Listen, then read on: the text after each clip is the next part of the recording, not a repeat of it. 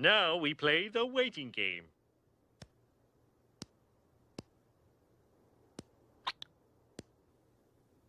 No, the waiting game sucks. Let's play Hungry Hungry Hippo. Now this might sound crazy, but Marvel Rivals has a lot in common with Overwatch. Well, no fucking shit! There's things that it does better, and things that it does worse. Though considering the state of Overwatch these days, that first category is a lot bigger That's what she said! than the second one. Even so, one place that Overwatch outdoes Rivals is in communicating things to the player. Well, that was a load of shit. Simply put, Marvel Rivals sucks at telling you things. This manifests in many ways, from unclear visual design, to environmental inconsistency, to withholding vital information. There's a lot to go over. If I tried to cover every way the game gets this wrong, we'd be here all day. Let's waste no time.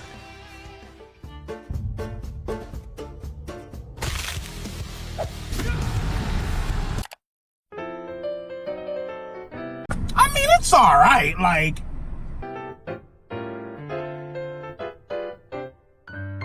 So first, unclear visual design. Oh, hell no! There's no better example of this than the way the game handles healing. In Overwatch, all healing has a universal color. Now, making that color piss yellow was an interesting choice. Damn, what is that, bro?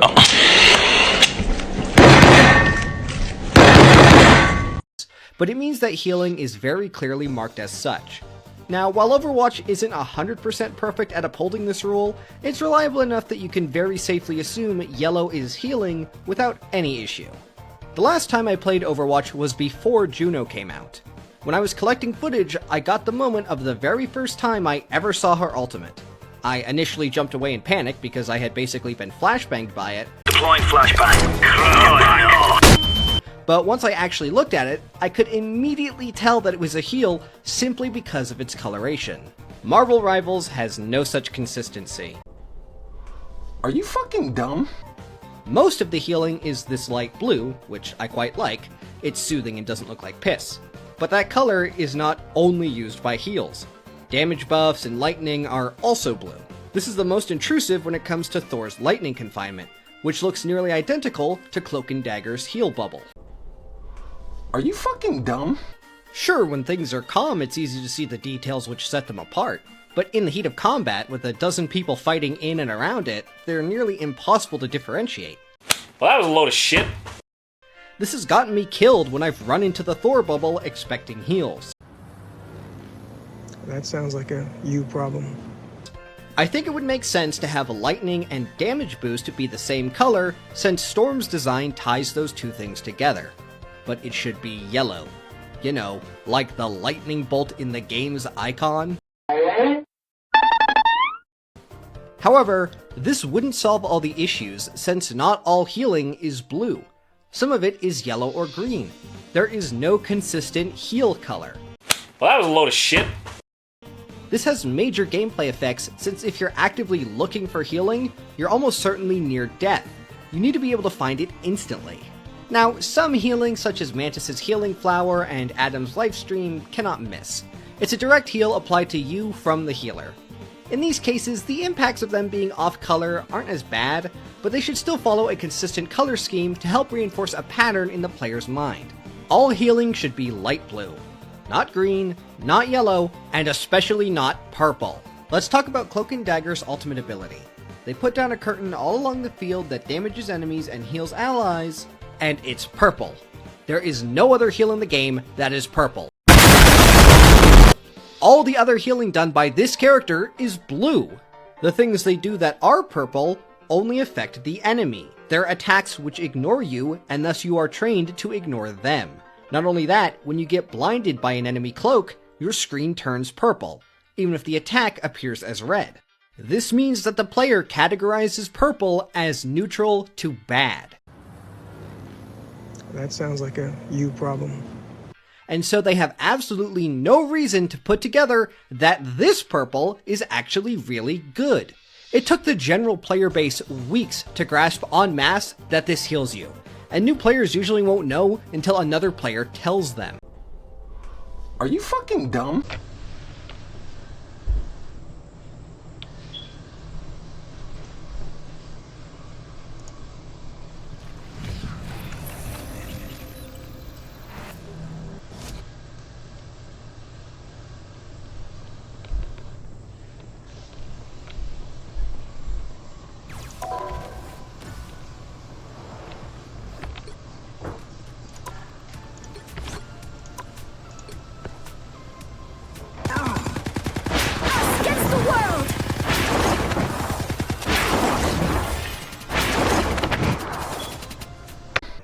This carpet should be light blue, just like all healing should be.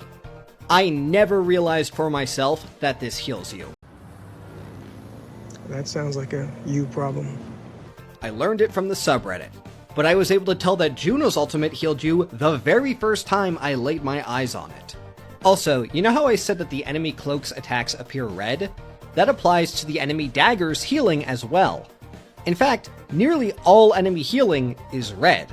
Now, this is good because it means that you're never going to confuse an ally's healing with an enemy's healing, but it has its own set of problems. Pretty much everything the enemy has is red, which means it's hard to tell at a glance what is dangerous and what is merely not beneficial. Well, that was a load of shit. Dagger domes, Jeff bubbles, and rocket orbs are harmless to you, but they're the same shade of red as things that are dangerous. Things that are harmless to you should be a much softer red than the things that can hurt you. And don't even get me started on Scarlet Witch's Dark Seal, which is red even when it's placed by your ally. Fortunately, it's very rare to have two Scarlet Witches in a single game because she kinda sucks. Oh, hell no! The thing is that the enemy stuff is red isn't really as hard of a rule as it should be. Penny's mines are the color of their mech, meaning you can end up with red friendly mines and blue enemy mines, or the same color mines with only the spinning lasers to differentiate them.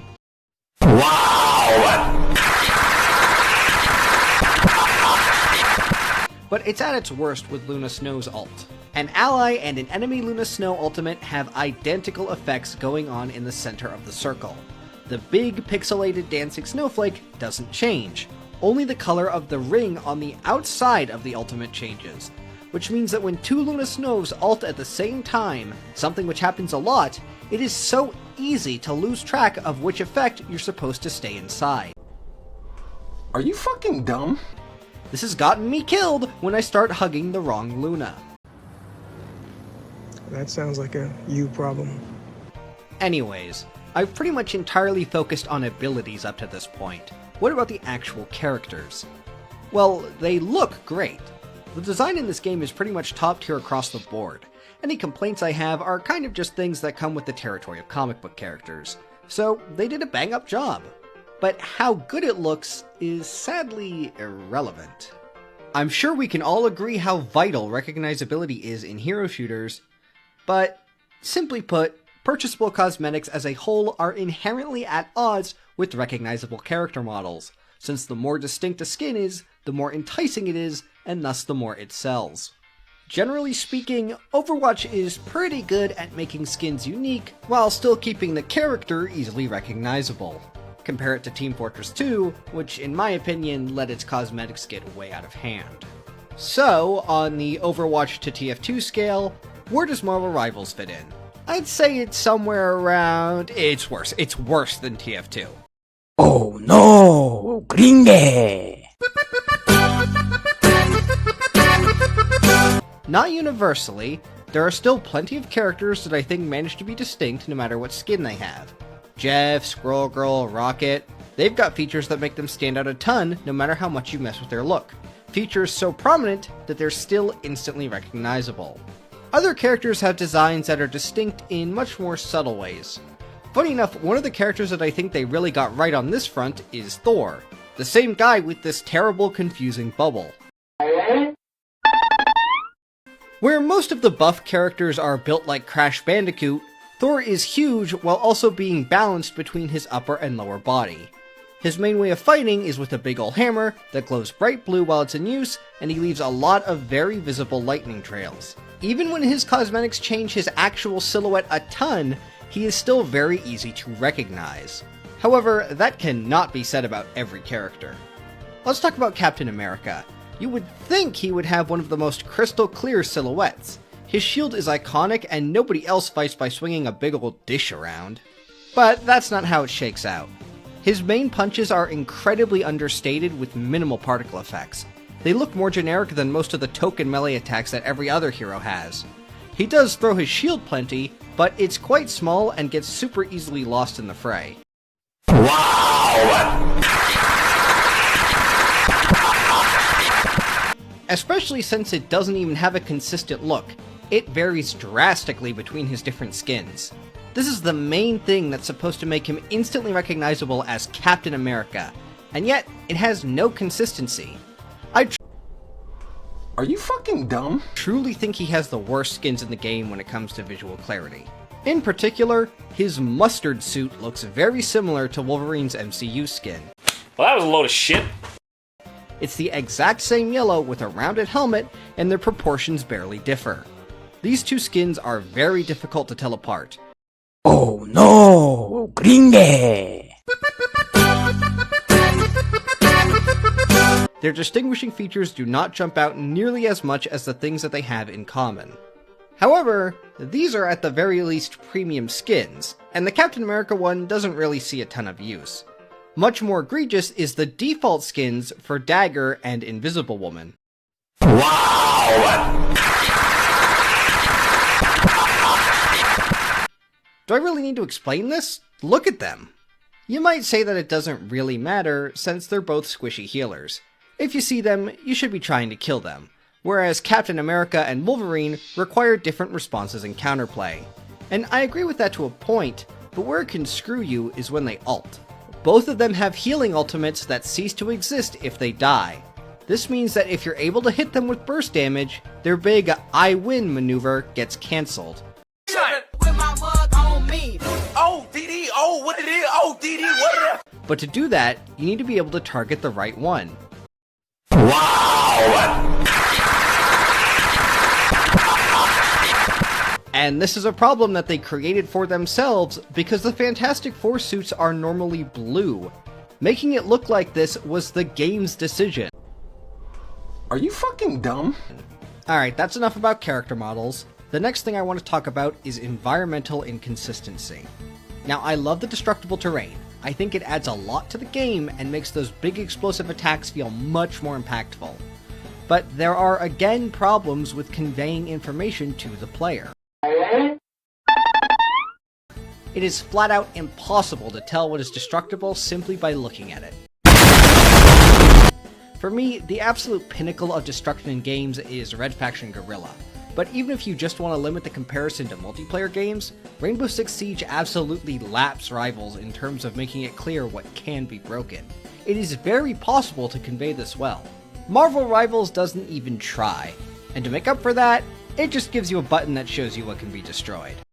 Wow!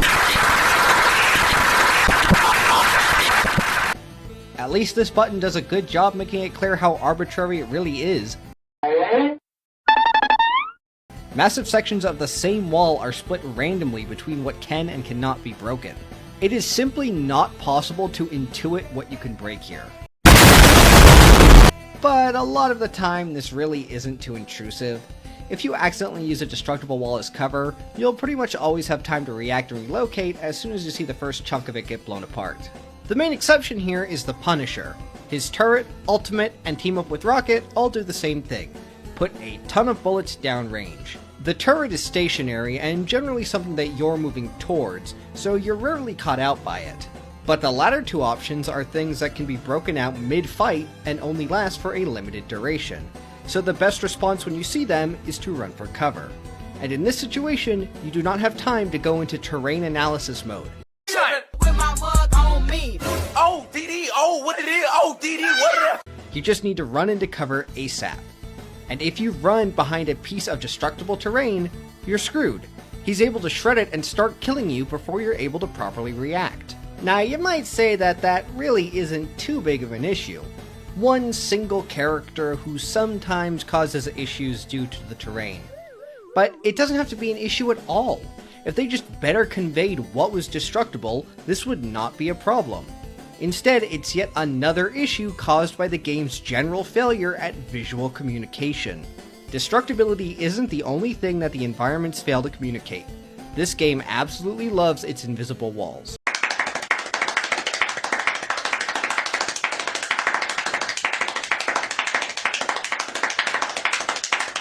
Now, okay, some of these make sense. Since characters can fly, the only way to avoid invisible walls at the map borders would be to have every match set in a box. That's not the issue. The problem is the invisible walls within the map when you have characters this mobile. For example, let's look at this spot behind a billboard on Midtown.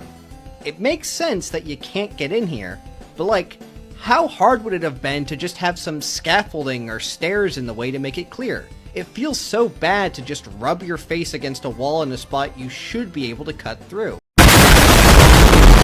This can slow you down quite a bit if you try to get clever with your movement, only to end up being blocked. And while I'm complaining about level geometry, it's super inconsistent what you can stand on and what you slide on. Look at these roofs. They're all angled, but some are perfectly fine to stand on, and others slide you right off. Or the specific bit of Shin Shibuya. It's flat, yet you still slide. I don't really have anything else to say about it. It's yet another small issue compounding with the rest. And finally, the last category of sin that I want to go over is when the game flat out refuses to tell the player important information. Let's talk about Wolverine again. When the game first came out, the general consensus was that he was a terrible character, absolutely worthless. And now, he's banned in pretty much every high-level match. Are you serious right now, bro? He did get buffs to his survivability in Season 1, but that isn't what brought him from F to S tier. No, what happened is that people learned how he functions as a character. With my mug on me. Oh, DD, oh, what it is? Oh, DD, what it is? Wolverine does percentile damage, meaning that his hits do more damage the more max health a character has. But this is not told to you anywhere in the game. So what happened is that people would try and attack squishy targets like healers, but because they have less max health, they would take barely any damage. And since Wolverine would struggle to kill even the squishiest characters, people wrote him off as worthless. But when he attacks a tank, he does massive damage. At times, he can even shred them apart faster than they can be healed, since healing is a flat amount. However, why would you ever think to attack Hulk as a character that can't even kill Bruce Banner? And I want to point out that Scarlet Witch also does percentile damage, but it is explicitly mentioned in her character profile. Are you serious right now, bro? This makes the omission from Wolverine's profile even more egregious, because it means that you're expected to treat flat damage as the default and percentile as the exception. This is a running issue, where character profiles just leave out critical information. Let's look at Thor's bubble again. It just loves causing problems. Its description says that it gives you Thor force for each enemy you hit with it, which is not wrong, but it also slows and damages enemies that cross the boundary. How can you leave this much out? The majority of the functionality is just not told to you. Now listen, I think it would be fine if the profile you pull up in-game was simplistic, as long as the proper explanation on the heroes page was more in-depth. But it's not. This barely provides any more information. Again, look at the Thor bubble. It still leaves out most of what it does, but now there's a video that shows it dealing damage to Punisher.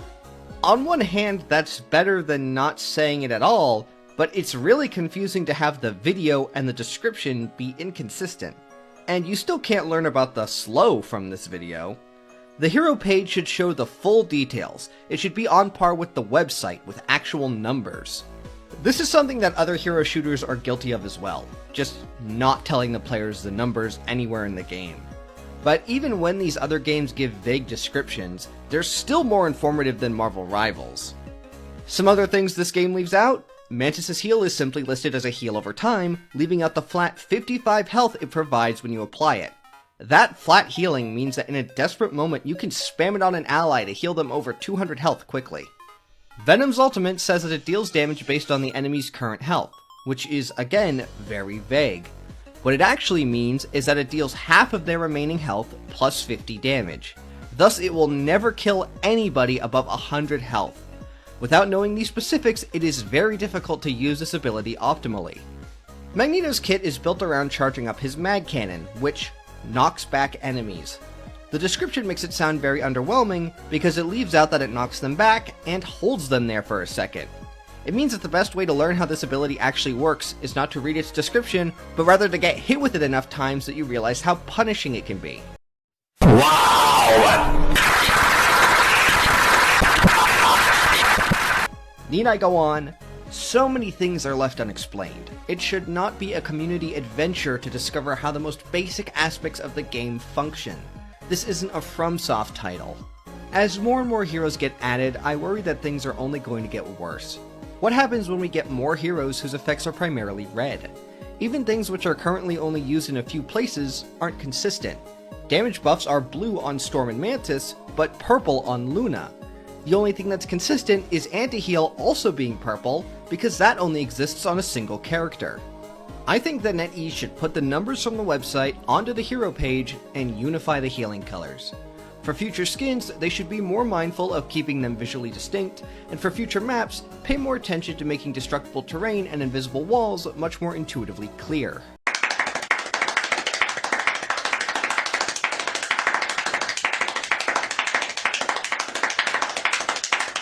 Marvel Rivals is a great game. I don't want it to get bogged down and held back by minor issues that pile up into making it a headache to get into. Are you serious right now, bro? I think as long as they consider readability going forward, it should all be okay. Deploying flashbang. Oh, no. Yeah, so as I was making this video, Johnny Storm was added to the game, and he has by far the worst differentiation between friend and foe of any character. An allied Human Torch is orange with orange fire, an enemy Human Torch is a slightly redder orange. Wow! This is inexcusably bad. It is effectively impossible to differentiate the two. Are you fucking dumb? It's difficult when they're sitting still. In the full chaos of battle, it's a nightmare. And what does he do? He creates big areas that damage enemies. That means if it's an enemy Human Torch, you want to avoid those areas, and if it's an allied Human Torch, you want to fight in those areas. Like, do I need to tell you how bad this is? Look at it. You can see how similar these are.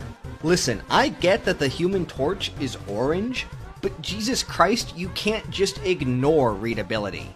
Make allied Human Torches yellow and enemy Human Torches a deep red. If the only way I can tell a friend and foe apart is by the name tag above their head, you have messed up your hero shooter. However, it's not just the colors that are a problem. His Pyro Prison is an ability where you can create walls of flames between points which you place, and the surrounded area does 50 damage per second to the enemies inside. If it's a small area where you can clearly see all the points, then it's fine. It's very obvious here which spot is affected, but you can cover a lot of ground with this field. But if it doesn't close properly, then the area inside is entirely safe. You will not take a single tick of damage unless you touch the wall itself. Oh, hell no! However, the only visual distinction between a sealed and unsealed area is a very subtle fire effect applied throughout. Again, if it's hard to see in the practice range, it's impossible to see it in battle. This means that to know if a massive chunk of the map is safe to exist in, you have to try and scope around, find every point, and see if they connect properly. And it gets even more confusing because the damage ticks don't start until a second or two has passed after the walls are up. Are you fucking dumb? That makes sense because you want the move to be reactable, but it means that you can think the area didn't connect properly because nothing happened, and then the damage ticks start coming in while you're right in the middle. Or alternatively, the area is safe, but you booked it out of there thinking you just escaped before the damage started. Oh yeah, and the walls do 65 damage if you cross them, meaning you're punished if you don't successfully sight read this super unclear ability. Sorry Lightning Confinement, but this move takes your crown for worst visual clarity in the game. The colors, the effects, the timing, it all feels perfectly designed to be a pain in the ass. And it'd be super easy to fix as well. Just make the flame effects inside the area much more noticeable, and have them start up before the damage ticks so people can tell if they need to run. Oh no! Gringe! If future heroes have this kind of visual clarity, the game's just going to become unplayable as the roster grows. You already have to scroll in the character select. Imagine them adding another dozen heroes all as muddled and confusing as Johnny here. This needs to be addressed or the game will suffer long term. Learn from this, NetEase, or it'll bite you in the ass. Thanks for watching, folks. Thank you to all my... Well, that was a load of shit. Deploying flashbang. Oh, no.